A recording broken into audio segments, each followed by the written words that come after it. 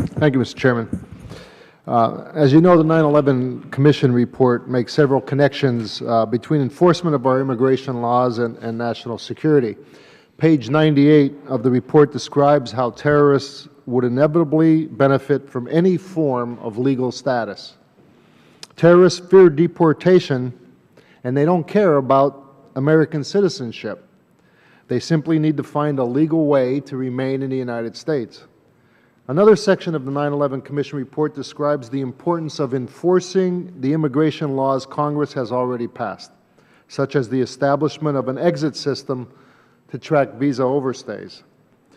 The report describes how INS, now CBP, initiated but failed to bring to completion two efforts that would have provided inspectors with information relevant to counterterrorism: a proposed system to track foreign student visa compliance, and a program to establish a way of tracking travelers' entry to and exit from the United States.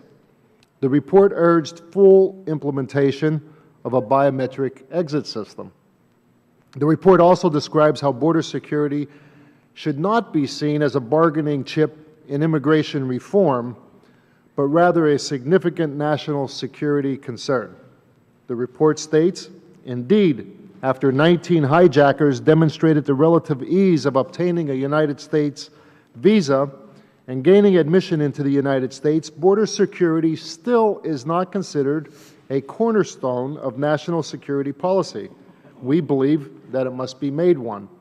The 9/11 Commission further noted on page 390 of its report that all but one of the 9/11 hijackers acquired some form of United States identification document, some by fraud.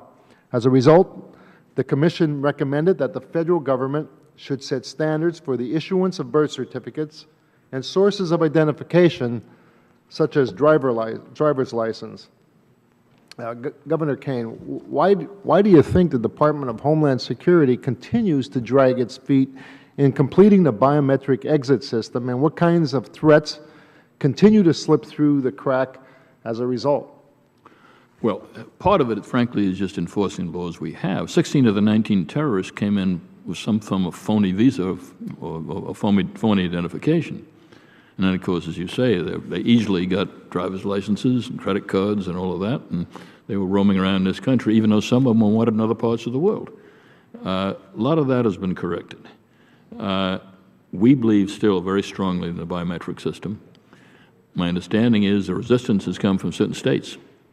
A number of states have done it.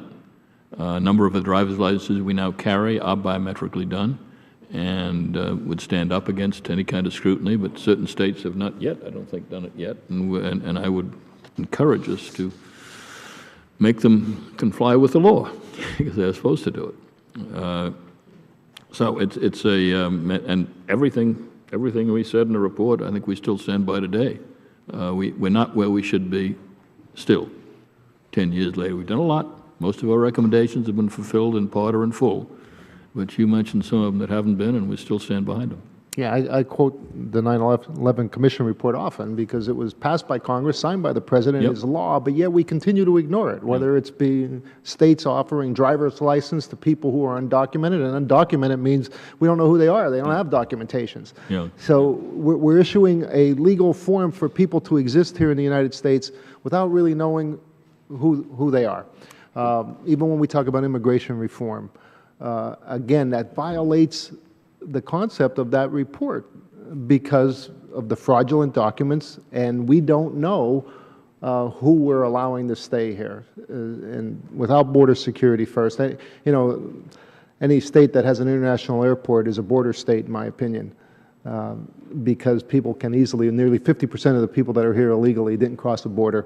They come on a visa. Yeah, and we would also, again, recommend you look at this. You look at finding a way to track people who overstay the visas, because that's what the terrorists did. It's the preferred method of entry for people that want to hurt us. We had no idea that they were still here, because we have no way of saying how long people stay in this country. So a true border security bill won't be a true border security bill unless we implement a biometric entry and exit so that we know everyone whether they're coming or going in the country, because just simply at our physical borders, north and south, isn't enough. It's not enough. You're right. Thank you. Thank you, Mr. Chairman.